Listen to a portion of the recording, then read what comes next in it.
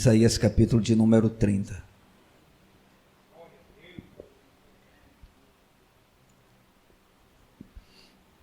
Amém.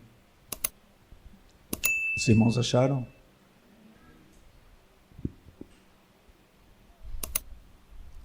Vamos fazer a leitura dos versos de número 1 até o 15.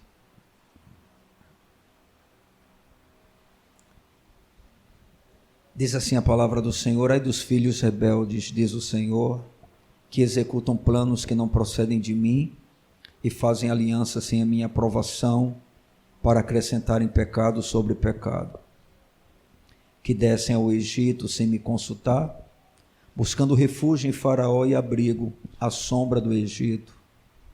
Mas o refúgio de Faraó se vos tornará em vergonha, e o abrigo na sombra do Egito em confusão. Porque os príncipes de Judá já estão em Zoã, e os seus embaixadores já chegaram a Anis. Todos se envergonharão de um povo que de nada lhes valerá, não servirá nem de ajuda nem de proveito, porém de vergonha e de opróbrio. Sentença contra a besta do sul. Através da terra da aflição e angústia, de onde vem a leoa, o leão, a víbora e a serpente volante, levam a lombos de jumento as suas riquezas, e sobre as corcovas de camelos os seus tesouros, a um povo que de nada lhes aproveitará. Pois quanto ao Egito, vão e inútil é o seu auxílio, por isso lhe chamei gabarola que nada faz. Vai, pois, escreve isso numa tabuinha perante eles, escreve-o num livro, para que fique registrado para os dias vindouros, para sempre, perpetuamente. Porque povo rebelde é este, filhos mentirosos, filhos que não querem ouvir a lei do Senhor. Eles dizem aos videntes: não tenhais visões, e aos profetas: não profetizeis para nós o que é reto. Dizei-nos coisas aprazíveis, profetizai-nos ilusões. Desviai-vos do caminho, apartai-vos da vereda, não nos faleis mais do Santo de Israel.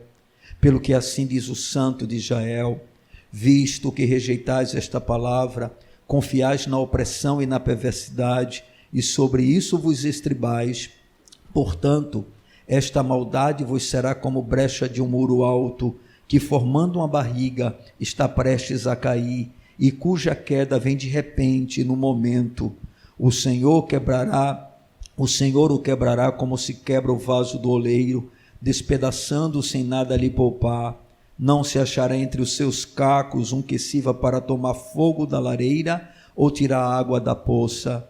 Porque assim diz o Senhor Deus, o Santo de Israel: em vos converterdes e em sossegardes está a vossa salvação, na tranquilidade e na confiança a vossa força, mas não o quisestes. Queridos, é o relacionamento de Deus com o seu povo. Quando nós observamos na história, desde o momento em que esse povo foi levantado por Deus para representá-lo aqui na terra, e isso tanto no Velho Testamento como também no Novo, essa relação, esse relacionamento sempre foi marcado por períodos de altos e baixos, de fervor e de frieza, de fé e de apostasia, de obediência e de rebeldia, de gozo e de juízo, de ascensão e de declínio espiritual. Eu creio que os irmãos que têm levado a sério a necessidade de se expor às Escrituras já puderam perceber isso. A instabilidade que é mostrada dentro da palavra de Deus quando se trata dessa questão. E esse texto, que nós estamos utilizando para a nossa reflexão desta noite, ele serve como modelo da parte ruim desta história do relacionamento de Deus com o seu povo. E também nos dá um roteiro bem simples e básico de como esses períodos ruins acontecem, de como ocorre o declínio espiritual do povo de Deus. E é sobre essa questão que nós gostaríamos de falar. Afinal de contas, muitas vezes, sem perceber, a nossa vida já retrocedeu tanto de forma individual como coletiva, que a gente não consegue realmente verificar realmente o quão distantes nós estamos, né, do que Deus deseja para nós. E o pior de tudo isso é que normalmente a gente continua acreditando que, vivendo, se afastando gradativamente de Deus, nós permaneceremos sem experimentar da parte dele o juízo pelo tipo de vida que nós vivemos, né, que é contrário ao que ele quer. Então, nessa noite eu gostaria, né, de compartilhar com os irmãos sobre esse declínio espiritual que faz parte, né, da história do povo de Deus em muitos momentos da sua existência, nessa relação que existe entre Deus e o seu povo.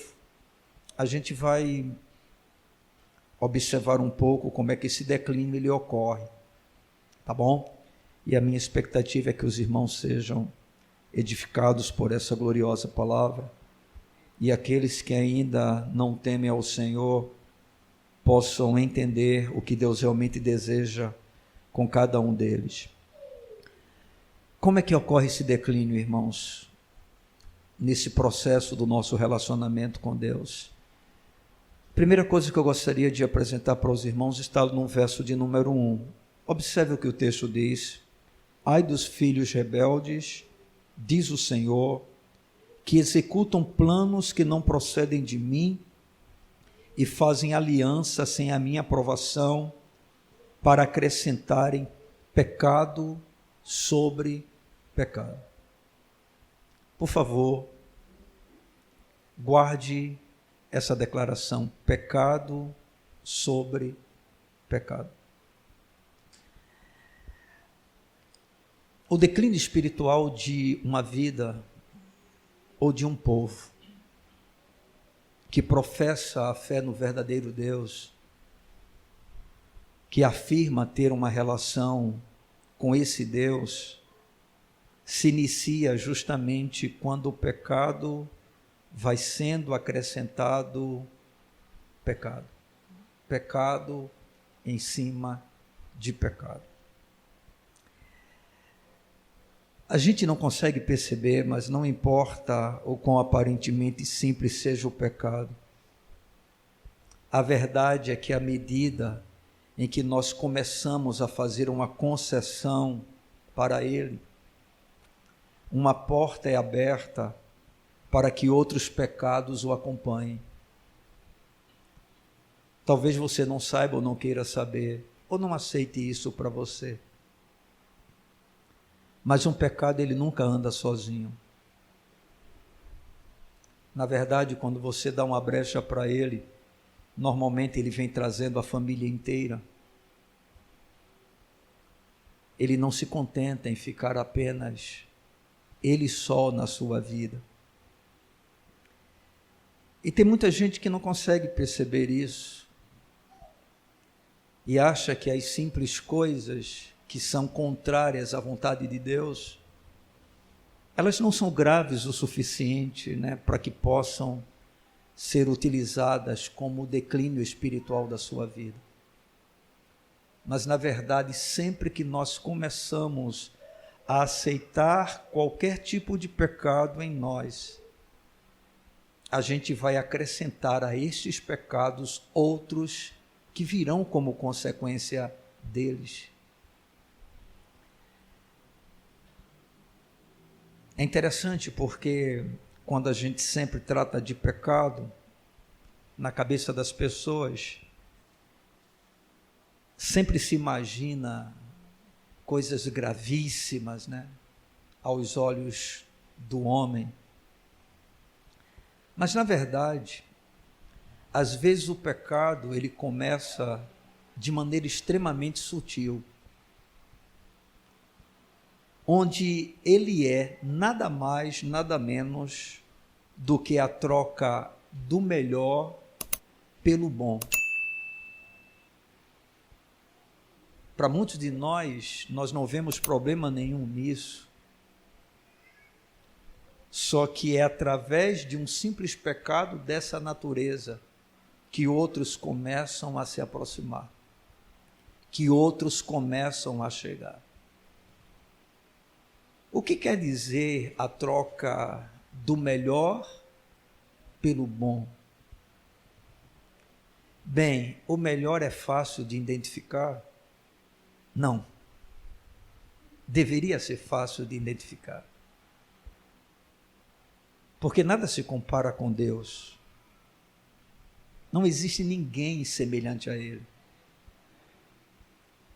Não há nenhum benefício que se compare à sua presença. Nenhuma dádiva, nenhuma bênção, nada que esse mundo possa oferecer, nenhum prazer, nenhuma alegria, nenhum tipo de felicidade se compara com Deus. E, no entanto, na vida de muitos de nós, o pecado que começa a existir é a troca do melhor pelo bom. E a gente, sem perceber, o nosso coração vai se esfriando. E a gente vai recuando na nossa fé. E, como consequência, outras concessões de coisas que Deus não aceita começam também a chegar, começam a tocar a nossa vida. É por isso que muitos de nós nos encontramos no estado espiritual que estamos, aonde inclusive as coisas de Deus não são prazerosas, nós não temos a devida alegria, a devida satisfação. Tudo isso por quê? Porque a gente passou a substituir o melhor pelo bom. Coisas que, dentro da normalidade, não são pecaminosas em si, mas a partir do momento em que elas começam a ocupar o lugar que a Deus pertence, nós passamos a ter um problema. E aqui a palavra do Senhor começa afirmando através do profeta Isaías que a nação de Israel era composta, mesmo existindo pessoas que temiam ao Senhor de verdade, pelo que ele chama de filhos rebeldes, filhos que se opunham a ele. E o texto diz: ai dos filhos rebeldes, diz o Senhor, que executam planos que não procedem de mim e fazem aliança sem a minha aprovação para acrescentarem pecado sobre pecado. Irmãos, nós precisamos tomar cuidado com o nosso coração, porque uma coisa é certa: ou nós vamos nos encher de Deus, ou a nossa casa nunca ficará vazia. Jesus contou uma história a respeito de um homem que teve a sua vida liberta da ação de demônios, mas que posteriormente a essa ação, a casa permaneceu vazia. E o que é que aconteceu? Aquele demônio que havia saído daquela habitação voltou, e não voltou sozinho. Voltou trazendo mais 7 espíritos piores do que ele. E essa é a realidade, que é uma realidade da qual nós não podemos fugir, quer queiramos ou não. A partir do momento e que nós depositamos a fé nesse Deus, recebendo a palavra como a que nós temos recebido, que nos mostra o tempo todo o caminho a seguir, e nós não damos a Deus aquilo que lhe é devido, o colocando como sendo realmente o melhor da nossa vida, nós passamos a ter problemas, porque isso não vai permanecer apenas assim. Como consequência, outras coisas piores virão. Nós vamos perdendo o ânimo pelas coisas espirituais. Nós vamos perdendo o desejo pela santificação, pela vida de piedade, pelo querer agradar a Deus.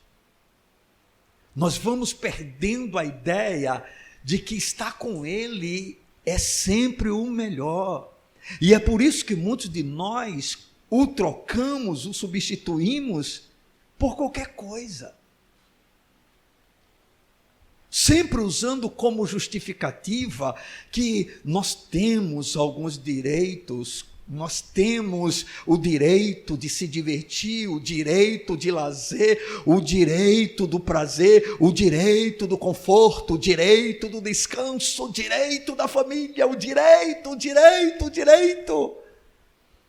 E terminamos nos esquecendo que tudo isso é bom, mas que não pode ocupar a prioridade do nosso coração. E essa prioridade, ela é revelada não nos nossos lábios, mas na maneira como nós tratamos a Deus. A prioridade que nós damos a Ele ou não. E quando nós enxergamos, olhamos hoje para a nossa vida, tanto de maneira individual como de forma coletiva, a gente percebe que é isso que tem acontecido, pecado sendo acrescentado a pecado. Começando normalmente com uma coisa simples que a gente acha e diz, não tem nada demais. Isso é coisa de religiosidade, isso é legalismo, isso é coisa de um cara radical. Irmãos, eu não sou radical, radical era João Batista, radical era Jesus, radical era Paulo, radical era Pedro. Como eu quero ser radical. Eu não sou radical, irmãos. Eu sou apenas alguém que tem buscado chegar a esse nível, que empenha esforços, ainda que não sejam grandes, para viver uma realidade onde a palavra de Deus se torne eficaz. Acrescentar pecado sobre pecado é o primeiro passo para que alguém comece a declinar na sua fé, no seu relacionamento com Deus. E isso pode atingir todo um povo, conforme nós temos visto nos nossos dias. Se nós percebermos, cada vez mais nós começamos a fazer concessões àquilo que Deus rejeita, àquilo que Deus repudia. Irmãos, hoje nós colocamos diante dos nossos olhos o que os nossos pais cristãos jamais teriam coragem sequer de ousar fazer algo dessa natureza. Nós ouvimos, nós fazemos, nós vestimos coisas que Deus com certeza repugna, e talvez o mais carnal crente em determinados momentos da história da igreja jamais aceitaria para a sua vida. Mas no entanto, é dessa maneira que nós estamos caminhando, porque nada nos incomoda mais, e porque nada nos incomoda mais, porque tudo tem começado com coisas muito simples.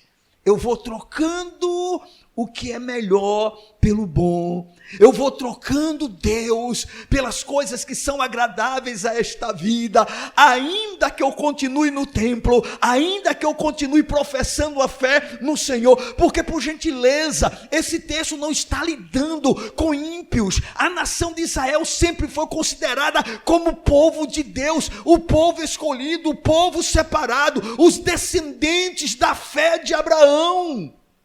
E, no entanto, esse mesmo povo, o tempo todo, durante a história, uma hora está no alto, outra hora está no baixo, uma hora é fé, outra hora é apostasia, uma hora é ascensão, outra hora é declínio, uma hora é obediência, uma outra hora é rebeldia, uma hora é gozo, porque justamente está cumprindo a palavra de Deus e os benefícios estão vindo, uma outra hora é juízo, porque a desobediência, ninguém se iluda, atrairá o juízo de Deus. Deus é amor, Deus é paciente, Deus é longânimo, Deus é clemente, Deus é compassivo, Deus é misericordioso, mas Deus não mudou. E eu não sei se vocês sabem, mas o texto aqui, ele está falando de uma sentença que Deus está pronunciando contra Israel. Deus está dizendo: vocês são filhos rebeldes e executam planos que não procedem de mim. Vejam, uma coisa simples: planos que não procedem de mim. Bem, nós não achamos isso pecado, não é verdade? Fazer planos é normal, mas muitas vezes os nossos planos, eles são contrários aos planos de Deus. Justamente por quê? Porque os nossos planos são bons e a gente deixa de lado aquilo que é melhor. E o melhor sempre será a vontade de Deus, porque ela é boa, porque ela é agradável e porque ela é perfeita. A vontade de Deus é sempre o melhor. Não vá abrindo concessão, ainda que o pecado seja simples, porque ele não anda sozinho. Um vai atraindo o outro, e quando menos se espera, nós estamos afastados daquilo que Deus tem para nós, correndo o risco de apostasia. Para você apostatar da fé, não, pelo menos dentro do conceito bíblico, não é necessário que você esteja fora da igreja. Você pode ser um apóstata dentro da igreja. Você pode negar a sua fé dentro da igreja. Você pode negar a sua fé chamando Jesus de Senhor. Você pode negar a sua fé cantando e afirmando que você o ama. Não tente enganar o seu coração. Não tente se achar intocável, porque você é salvo pela graça de Deus. A graça de Deus não lhe dá uma concessão para que você viva de maneira que Deus não é prioridade para você. Mas o declínio, irmãos, espiritual de um povo ou de alguém não começa e para aí. Acrescentar pecado sobre o pecado é apenas o primeiro passo. Mas depois a gente vê que isso vai avançando. E no versículo de número 2, a gente percebe uma outra característica de alguém ou de um povo que começa a entrar num processo de declínio espiritual. No versículo de número 2, o Senhor dá continuidade à sua repreensão, exortação, advertência, e aí ele diz: que descem ao Egito sem me consultar, buscando refúgio em Faraó e abrigo à sombra do Egito. Primeiro ele diz: ai dos filhos rebeldes, que executam planos que não procedem de mim, e fazem aliança sem a minha aprovação, para acrescentarem pecado sobre pecado, que descem ao Egito sem me consultar, buscando refúgio em Faraó e abrigo à sombra do Egito. Observe, por gentileza, o próximo passo dentro desse caminho de declínio espiritual de uma vida. Primeiro, o pecado começa a dar lugar a outros tipos de pecado. Depois que isso acontece, então um novo passo ocorre, é que a confiança em Deus vai sendo abandonada. Ou seja, você começa a partir de então a confiar muito mais no homem do que em Deus. Observe que no caso de Israel, o que é que Israel estava fazendo? Israel estava debaixo de ameaça do Império Assírio.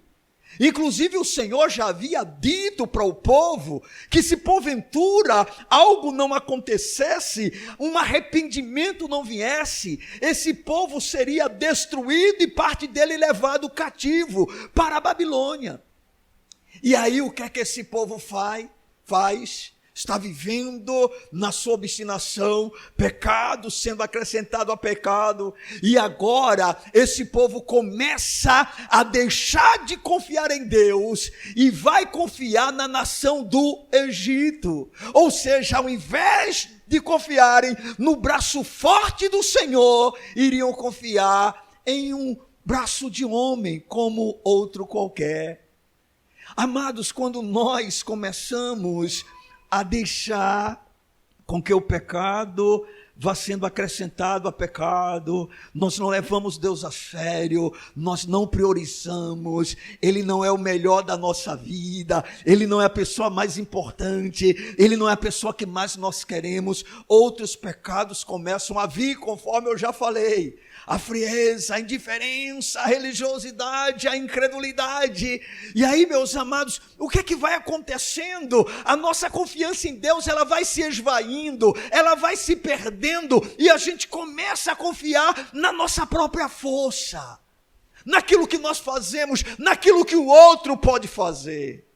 Observem, por exemplo, o que tem acontecido com muitas igrejas, e vocês vão perceber que exatamente esta realidade aqui falada, ou seja, no meio do povo de Deus, ninguém liga para mais nada, santificação não é meta, não é propósito, não é pregado, não se fala sobre o pecado, e cada um vive como quer, da mesma forma que da época dos juízes, cada um faz o que quer, cada um anda como quer, cada um vai para o culto quando quiser.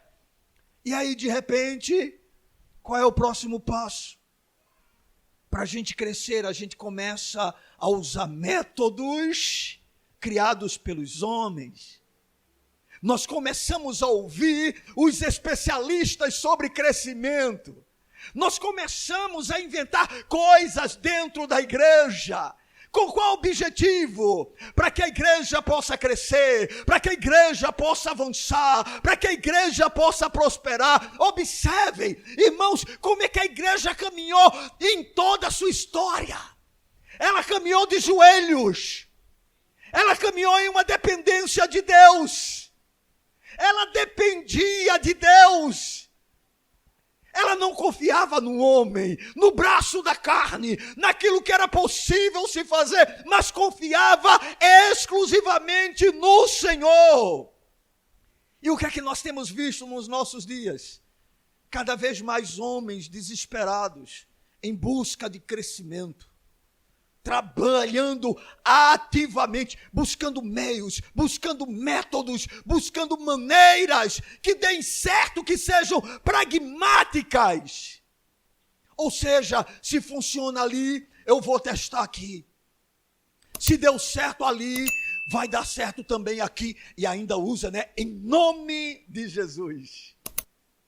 O nome é apenas como se fosse como é que eu poderia dizer, um amuleto. Mas não é o verdadeiro Cristo.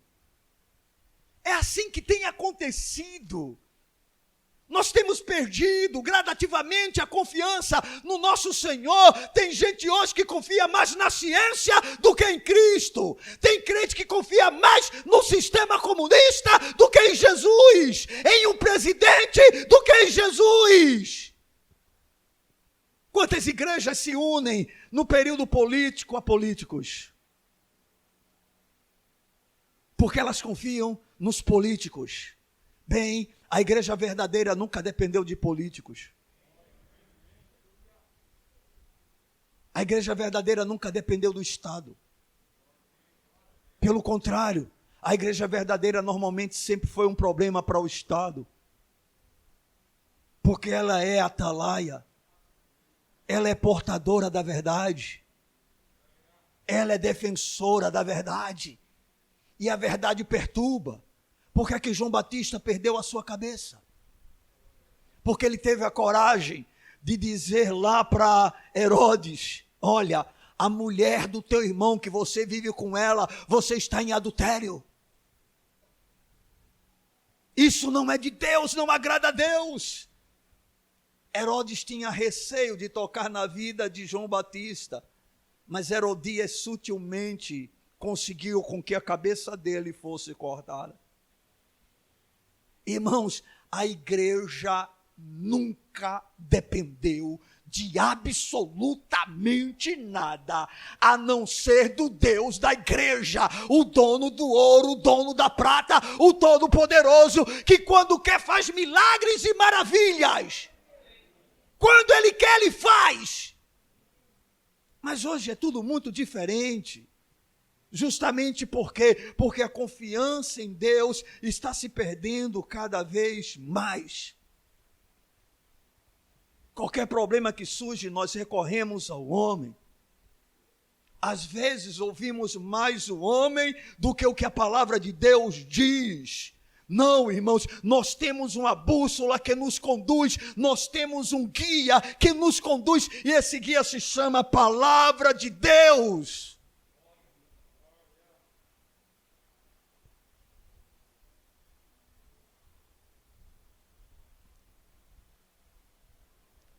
Não se esqueçam,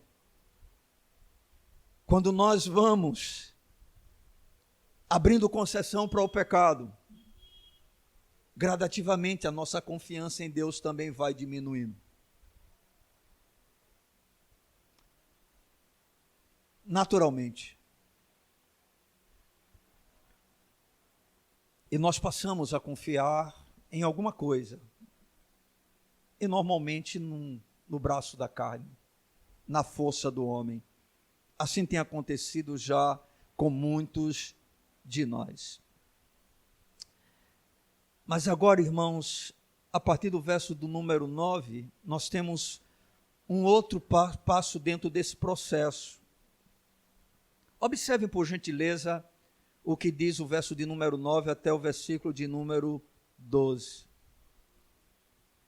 Porque povo rebelde é este, filhos mentirosos, filhos que não querem ouvir a lei do Senhor.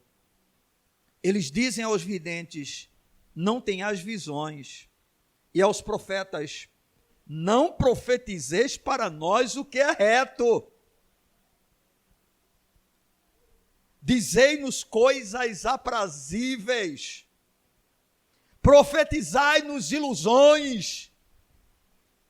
Olhe, ilusão não é apenas alguma coisa de uma fábula.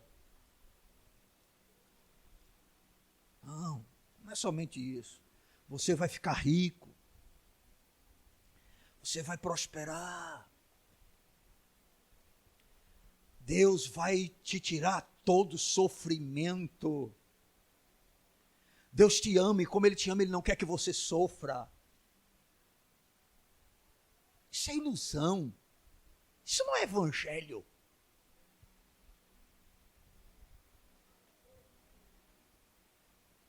Você precisa acreditar no seu potencial, em você mesmo, na força que há dentro de você. Não, isso é ilusão. Nós somos pó. Nós somos um caco entre outros cacos. E o texto continua. O Senhor advertindo, desviai-vos do caminho.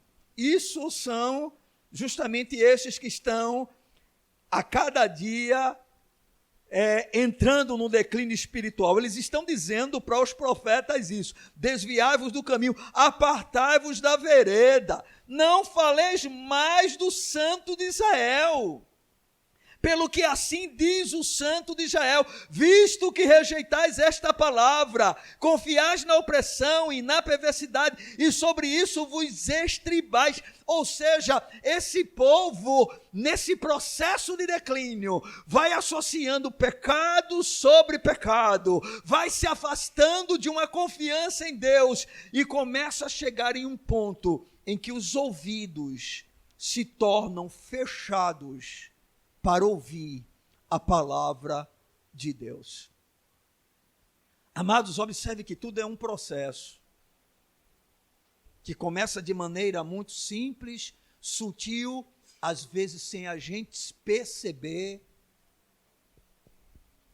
Uma coisa simples, uma forma de idolatria, por exemplo, que ninguém consegue identificar como idolatria: avareza. Amor ao dinheiro, busca desenfreada pela riqueza, ao ponto de Deus deixar de ser centro e aquilo tomar o seu lugar. Uma outra coisa é entretenimento, algo muito bom. Devagarzinho você começa a achar que tem o direito de ser feliz e termina perdendo a verdadeira felicidade. Aí você vai chegando em um determinado momento que você começa a fazer isso, olha. Você começa a fechar os seus ouvidos. Você começa a rejeitar o que a palavra de Deus diz. Oh, irmãos, que coisa lamentável tem acontecido com muitos de nós. Os verdadeiros profetas, quando nós chegamos a este ponto, que falam dos santos mandamentos de Deus e do seu ódio contra o pecado, eles passam a ser rejeitados. É evidente. Pecado sobre pecado. Eu vou abrindo concessão. Preste atenção. Então, para não condenar o meu próprio pecado, eu começo a aprovar ou aceitar o pecado de outros. E como consequência, o que é que eu vou fazer? Quando a palavra de Deus vem, quando o Senhor fala, quando profetas são usados, não para dizer, olha, você vai ganhar carro do ano, olha, eu estou com a chave para você de vitória, né? Olha, há uma surpresa te esperando. Aí o profeta chega e diz, arrependa-se, saia dessa posição, abandone o seu pecado, abandone o seu desprazer para com o Senhor, lute contra a frieza, lute, deixe de lado aquilo que tem tirado o lugar do Senhor. Aí você começa simplesmente a rejeitar isso. E é evidente que outros pecados maiores que são combatidos, agora você começa a dizer, não, eu não vejo nada demais. Não tem nenhum problema. Não é bem assim. Não é desse jeito, não é dessa maneira. Porque você vai começar a querer ouvir apenas aquilo que agrada ao seu coração, aquilo que lhe dá prazer, aquilo que está de acordo com o seu gosto, com a sua vontade. Você vai começar a selecionar as palavras pregadas. Por quê? Porque você está afundando cada vez mais espiritualmente. Às vezes você até diz um amém, né, para o pregador, mas doido que ele acabe, querendo que ele acabe, querendo que a palavra não seja mais compartilhada. Por quê? Porque você está declinando espiritualmente. Amados, uma vida real com o Senhor, em que nós estamos bem, ela é totalmente diferente. Deus é o amado da nossa alma. A sua igreja é o lugar onde nós desejamos estar. Nós queremos aproveitar os tempos com o Senhor, as oportunidades de estarmos reunidos para buscarmos a sua face, para o amarmos, para ouvirmos a sua voz, porque deixa eu lhe dizer uma coisa, quando nós estamos nesse lugar e sabemos que Deus está presente, Ele fala ao nosso coração através da sua gloriosa palavra. Quando nós estamos bem com Deus, nós lutamos contra o pecado, nós nos desviamos dele, nós fugimos dele.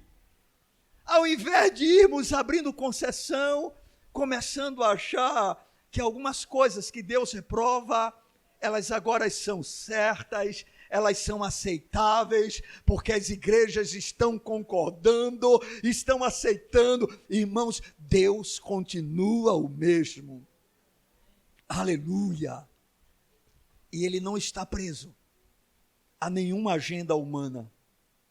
Ele é Deus. Ele é Deus. Bendito seja o seu nome. Observem que normalmente os verdadeiros pregadores dos dias atuais, eles não são ouvidos. Muita gente está atrás de oba-oba, de palavras, que levantem o nosso ego. Deixa eu dizer uma coisa para você, nenhum pregador de Deus levanta o ego de ninguém. O processo de Deus é, primeiro ele destrói, para depois ele construir. Amém? O processo de Deus é esse que cantamos aqui. Que diminua eu.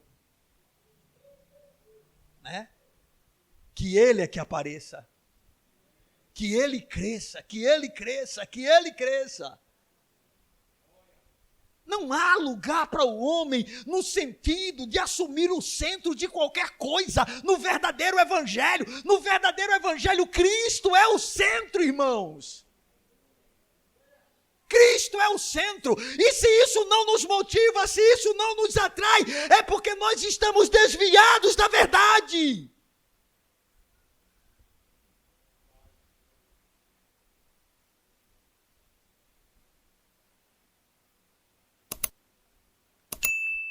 Nós precisamos tomarmos cuidado para que os nossos ouvidos não sejam fechados.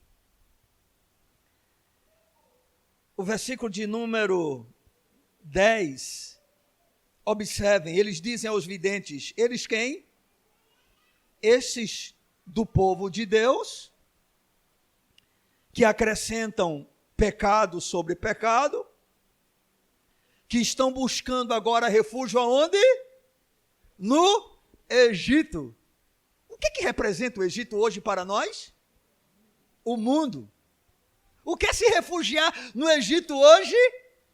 Contra os nossos inimigos. Bem, eu estou aflito, eu estou abatido, eu estou debilitado. Então eu preciso de distração. Você não precisa de distração, você precisa de oração. Você precisa de Deus, você precisa da igreja, você precisa do Senhor. Se refugiam no Egito. Buscamos alegria hoje no Egito. Não, a verdadeira alegria está aqui. Irmão, você talvez não goste de culto, mas não tem coisa melhor do que culto.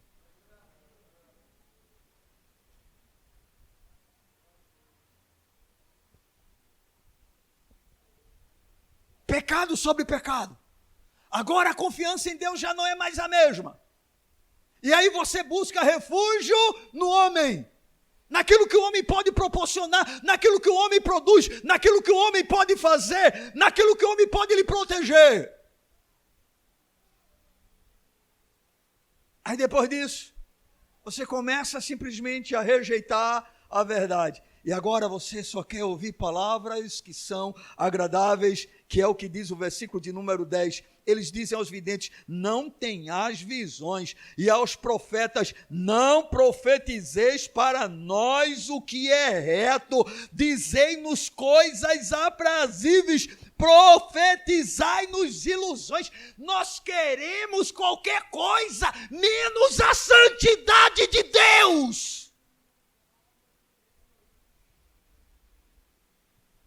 Falem para nós qualquer coisa, mas não falem sobre santidade.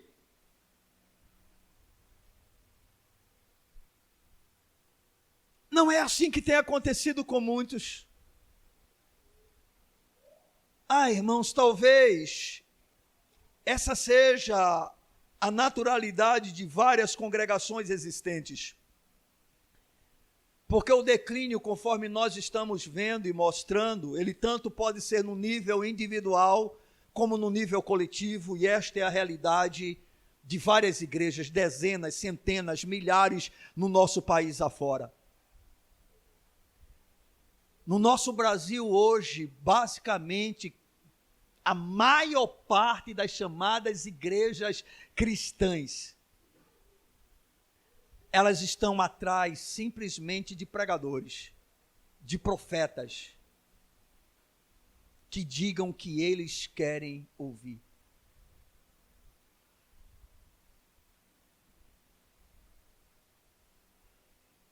Em muitos púlpitos, não se ouve uma mensagem que confronte aqueles que estão vivendo no pecado.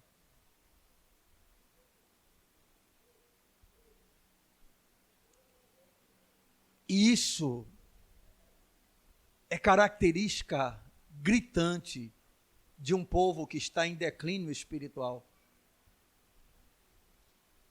A gente vê o apóstolo Paulo fazendo uma advertência semelhante a essa.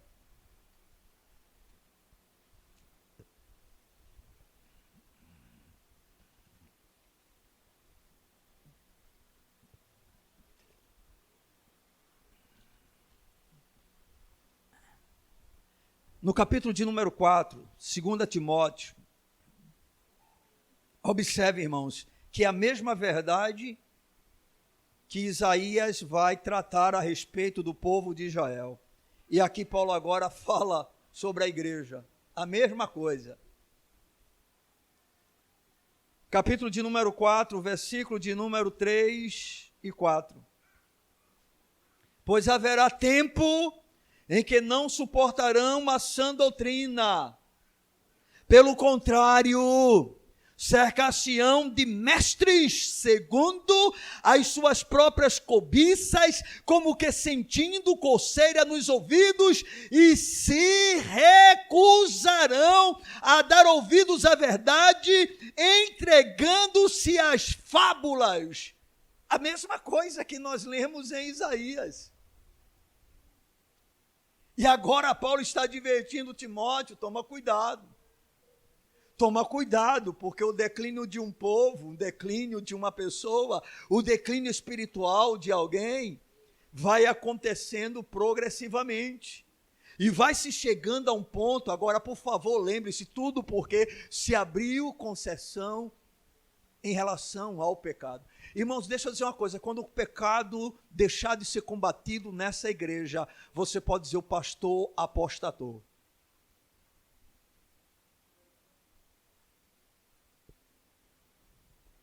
Você pode não gostar, mas no dia que eu parar de falar, daquilo que Deus chama de pecado como pecado, você pode abandonar essa obra se você é um cristão sério, porque eu apostatei.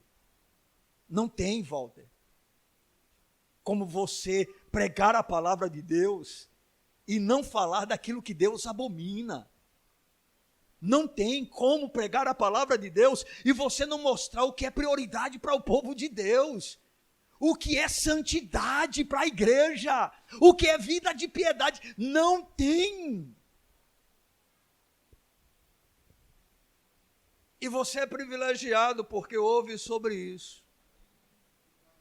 Mas muitos de vocês, talvez nem tantos, mas alguns provavelmente, não suportem muito a pregação, que trata dessas questões. Mas a gente vai continuar tratando. Amém, irmãos? Porque eu não quero dar concessão para nenhum tipo de pecado, nem na minha vida.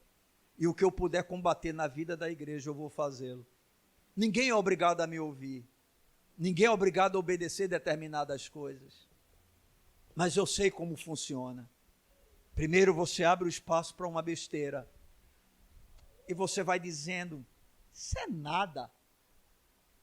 Isso não tem problema. Isso é uma tolice. quando você menos espera, outras começam a acontecer. Percebo que pessoas que procedem dessa maneira, elas não saem do estado espiritual que se encontram. Não avançam, não crescem. Pelo contrário, elas retrocedem. Todas elas. Não podemos fechar os nossos ouvidos para a verdade da palavra de Deus. Devemos amar os verdadeiros profetas e glorificar a Deus por tê-los. Porque os verdadeiros profetas é um sinal de que ainda há esperança.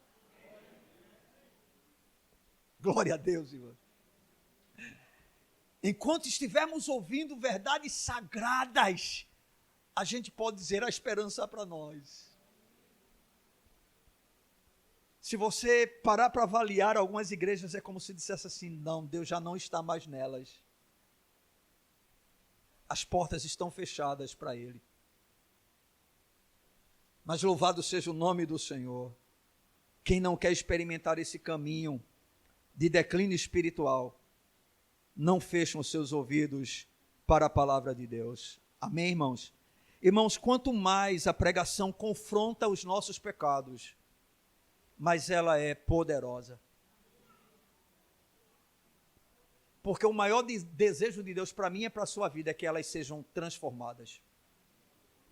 É que elas sejam moldadas à imagem de Cristo.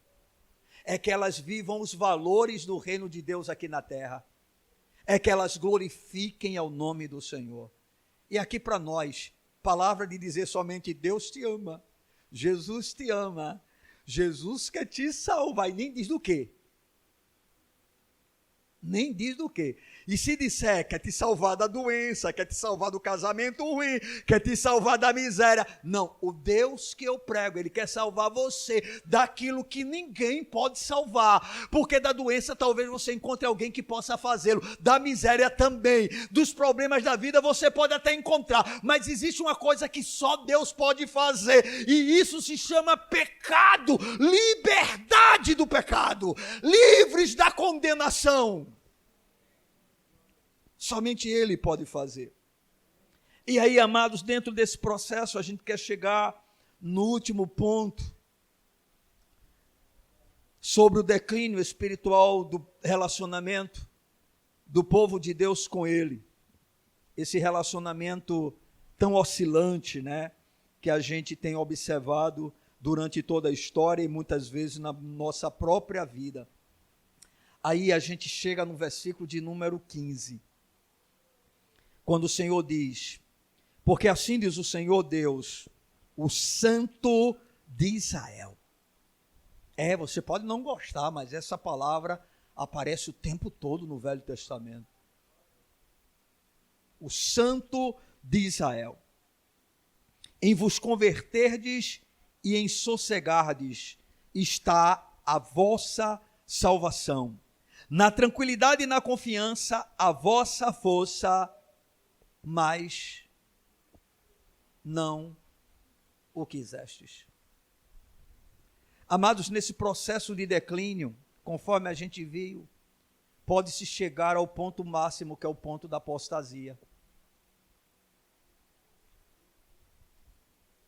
Onde a palavra já não tem mais efeito na nossa vida, não é porque não haja poder nela, mas é porque nós não a queremos mais. Nós queremos um Deus que a gente manipula. Nós queremos um Deus que a gente use. Nós queremos um Deus que a gente diga quem Ele é. Não somos nós que temos que dizer quem Deus é. Ele diz quem é. Então vai chegando um ponto nesse processo de declínio espiritual que nós podemos chegar à apostasia, onde o nosso coração é endurecido de tal maneira que nós não queremos mais a Deus. É por isso que existem pessoas que você pode mostrar na palavra por A mais B, você pode mostrar quantas vezes quiser e ela não se dobra mais. Ela não quer mudança. Ela não quer arrependimento, ela não quer conversão, ela não quer se voltar para o Senhor, ela odeia o Deus Santo.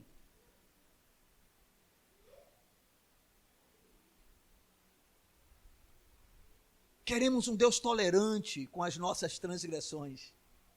Queremos servir a um Deus que não apenas suporta as nossas fraquezas, mas queira que a gente permaneça nelas. Um Deus que não nos incomode, que não nos perturbe, que não mostre os nossos erros, que não aponte as nossas transgressões. Bem, esse Deus não é o Deus da Bíblia. Esse Deus, o da Bíblia, ele vai chegar para você, o mais miserável pecador, e vai dizer: ninguém te condena? Ninguém te condenou? Eu também não. Mas vai e não peques mais. O Deus da Bíblia é aquele que diz para um homem que era desonesto, que diante de ouvir o Senhor Jesus, ele diz: Senhor, a partir de hoje, eu resolvo repartir os meus bens com os pobres. E se eu defraudei alguém, eu vou restituir 4 vezes mais. Aí Jesus levanta a sua voz e diz: hoje houve salvação nessa casa. Sabe por quê? Porque não foi simplesmente: eu quero Jesus. Houve arrependimento. Dá para entender? Cuidado, irmão. Cuidado, irmã. Tudo começa de maneira muito simples. Abrindo-se concessão para aquilo que a maioria já da igreja esmagadora não vê como pecado. Tem muitos lugares por aí que você vai para o templo quando você quer, não há estímulo à palavra de Deus. Para você ser motivado, tem que fazer campanha, tem que chamar cantor, tem que chamar pregador diferente, tem que chamar conjunto disso, daquilo e daquilo outro, para que os crentes vão para a igreja. Eu não tenho nada para chamar você para vir para aqui, eu só tenho uma mensagem, e essa mensagem é: arrependa-se! Não tenho nenhuma motivação para você, a não ser Cristo e este crucificado. O que eu quero apresentar para você é um Jesus que morreu como aparentemente derrotado, fracassado, abandonado por todos, mas se levantou gloriosamente da morte e recebeu um nome que está acima de todo nome, para que ao nome dele todo joelho se dobre e toda língua confesse que Ele é o Senhor, para a glória do Pai. Esse é o Jesus que eu anuncio. Esse é o Cristo que eu prego. E esse é o Senhor que eu digo para você: cuidado, não brinque com Ele. Porque esse mesmo Jesus que foi para o Pai, Ele disse: eu virei novamente. Eu venho buscar um povo. Irmãos, mas não é qualquer povo, irmão. Irmão, no nome de Jesus, acorde. Quando Paulo fala a respeito da coroa que ele haveria de receber, ele vai e acrescenta: e o Senhor dará não apenas para mim, mas para todo aquele que ama a sua vinda.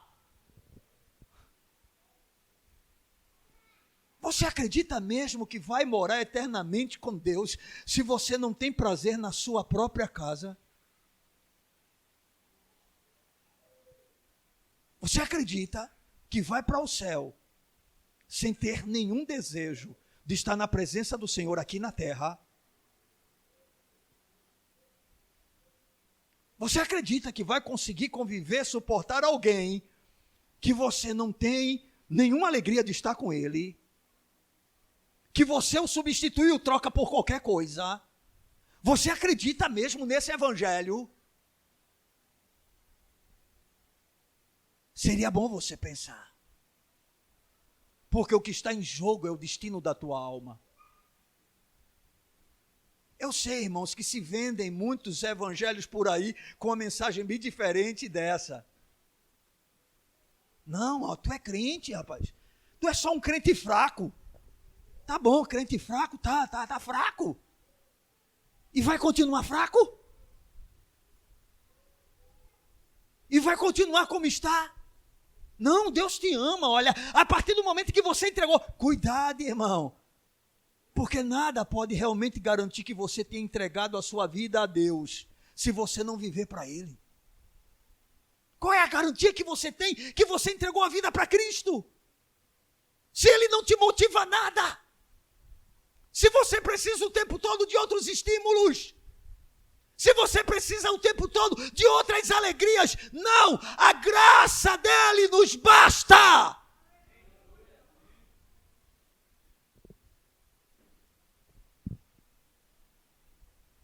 Seja cauteloso, porque você pode estar nesse processo há muito tempo e sem perceber chegando à fase final.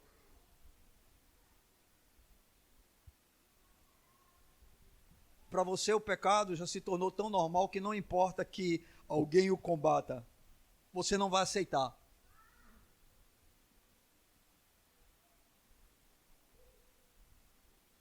Não vai aceitar.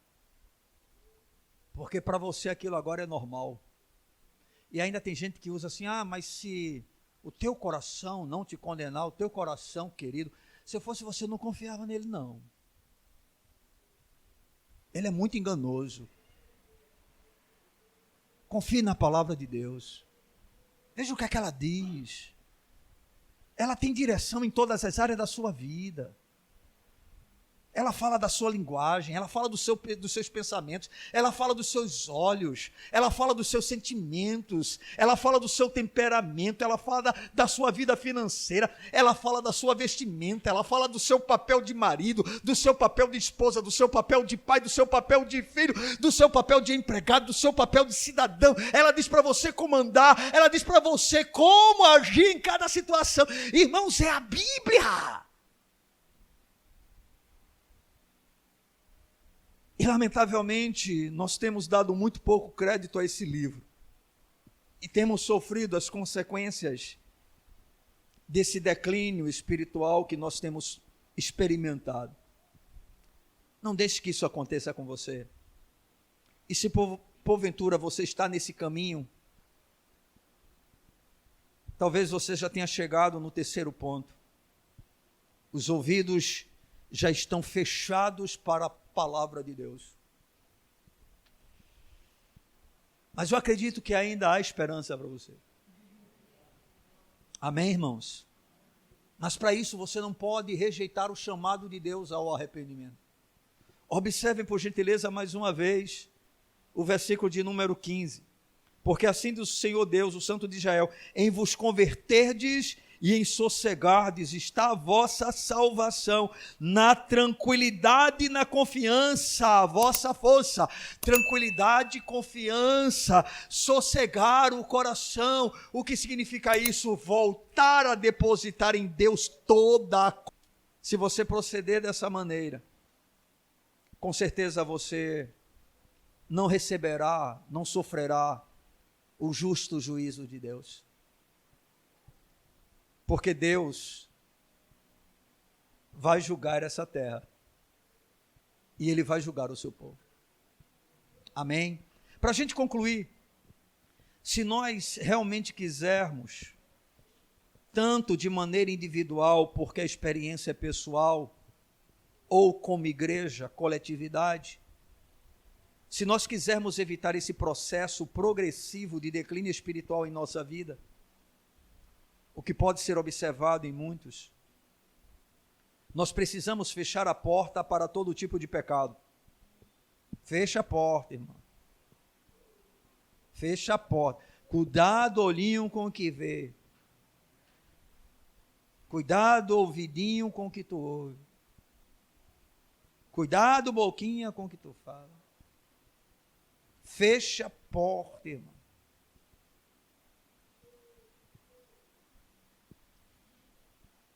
Devemos, além de fechar a porta para todo tipo de pecado, depositar a nossa confiança totalmente em Deus.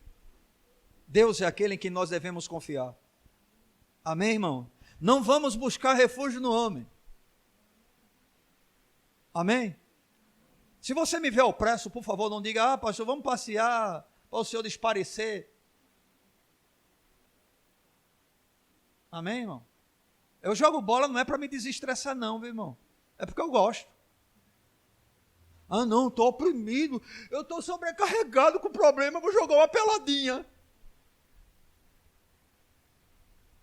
Ah, irmão, eu estou sobrecarregado com problema, eu sei quem leva o meu fardo.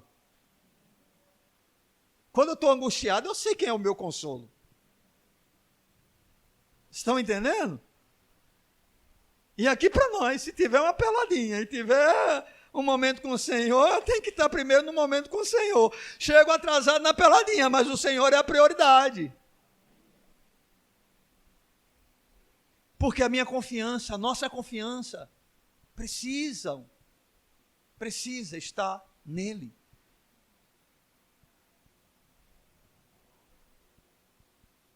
E aí, irmãos, a gente também precisa manter os ouvidos abertos à sua palavra.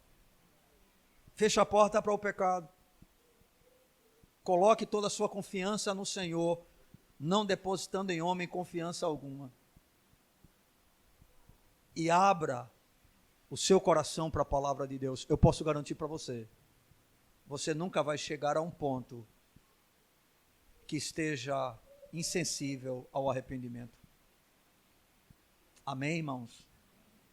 Que o Senhor nos dê graça e nos ajude para que a gente não chegue em um nível de afastamento dele tão grande ao ponto de estarmos prestes ao juízo. Amém? E eu vou voltar a dizer para você, essa palavra, ela foi dirigida para o povo de Deus. Não foi dirigida para ímpios que não faziam parte da nação de Israel. O que significa que é a mesma palavra que pode ser usada hoje para a igreja. Porque a igreja hoje é o Israel de Deus. Amém, amados? Bendito seja o nome do Senhor. Vamos ficar de pé, queridos.